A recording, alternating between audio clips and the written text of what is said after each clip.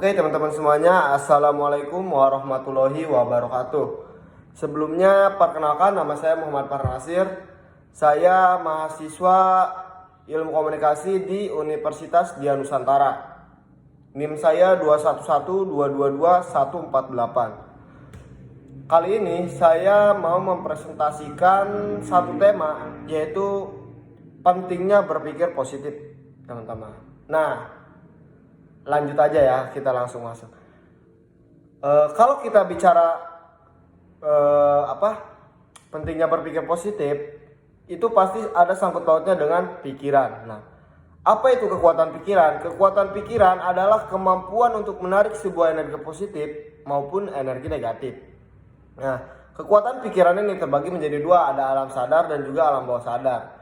Berpikirlah yang membedakan manusia dengan ciptaan Tuhan lainnya. Segala hal, temuan, dan peristiwa yang terjadi di dunia ini adalah perbuatan manusia dan merupakan hasil pemikiran manusia, baik yang sifatnya positif ataupun negatif, teman-teman semuanya.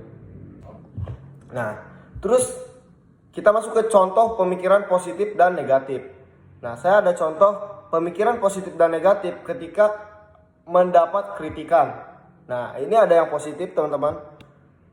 Orang yang pikirannya positif ketika mendapat kritikan, ia akan berpikir positif dan akan menerima dengan lapang dada dan akan dijadikan pelajaran demi kebaikan. Misalkan contohnya gini, kita atau saya dikritik sama teman saya misalkan.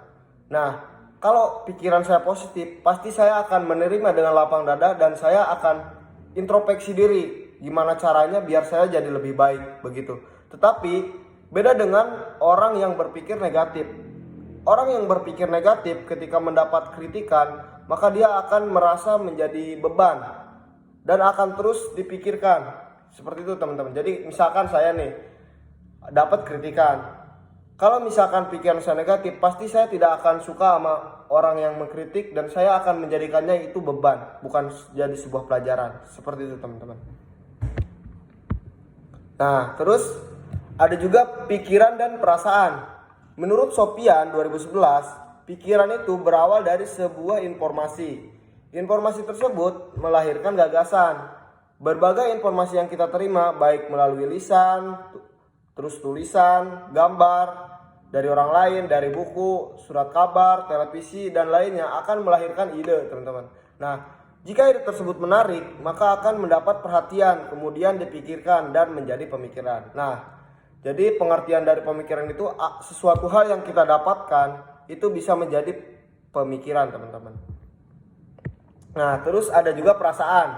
Nah, perasaan itu adalah yang kita gunakan, adalah organ intelektual kita atau otak, atau biasa kita disebut itu wilayah intelektual, teman-teman. Perasaan menggunakan domain emosional.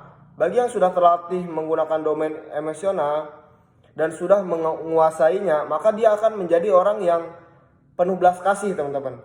Jadi di dalam kehidupannya itu, kalau orang yang berperasaan positif, dia akan cenderung lebih peka terhadap lingkungannya dan mudah simpati terhadap orang lain. Jadi yang perasaannya itu positif, teman-teman, mereka bakalan gampang peka terhadap orang dan lebih gampang empati terhadap orang. Seperti itu, teman-teman. Nah, terus pemikiran negatif. Menurut El-Bahdal 2010 mengartikan pikiran negatif sebagai sekumpulan pikiran salah yang menghambat langkah menuju kondisi yang lebih baik dan membuat perilaku yang tidak terarah. Pikiran negatif akan membuat pemiliknya menjadi manusia yang tidak mampu karena merasa lemah. Jadi kalau kita pemikirannya negatif nih, kita tuh bakalan merasa tuh tidak mampu. Misalkan contohnya kita dikasih tugas dari kuliah atau kita dikasih target dari perusahaan, kita bakalan merasa tidak mampu dan kita merasa lemah. Itu kalau kita mempunyai pemikiran negatif, teman-teman. Nah, terus gimana dong caranya kita biar bisa mengembangkan pikiran positif? Nah, ada, teman-teman, caranya. Yang pertama adalah menerima diri sendiri. Menerima diri sendiri ini maksudnya bukan kita pasrah dengan keadaan, bukan berarti kita pasrah dengan kita sendiri gitu ya, bukan berarti kita tidak bersyukur. Tetapi menerima diri sendiri ini adalah kita mensyukuri apa yang sudah ada di dalam diri kita. Gitu teman-teman. Kita mensyukuri apa yang ada nih. Dengan misalkan fisik kita atau kemampuan kita, kita syukuri dulu apa yang ada.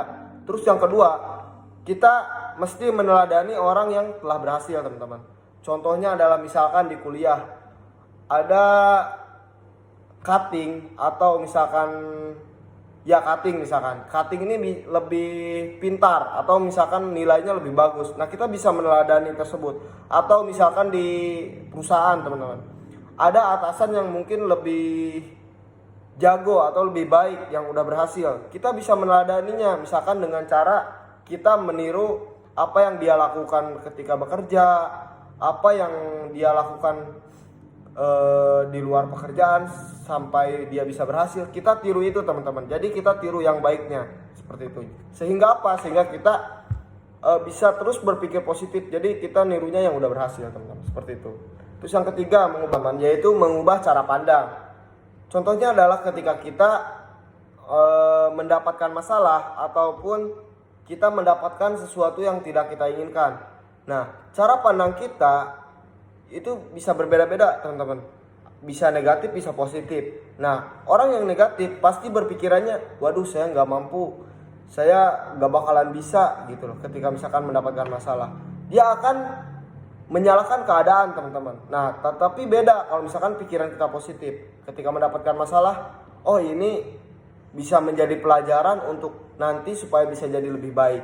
Nah itu teman-teman contohnya. Nah terus yang ketiga ada berbaik sangka. Nah kita juga harus berbaik sangka nih terhadap apa yang kita dapat, terhadap hasil yang kita dapat gitu.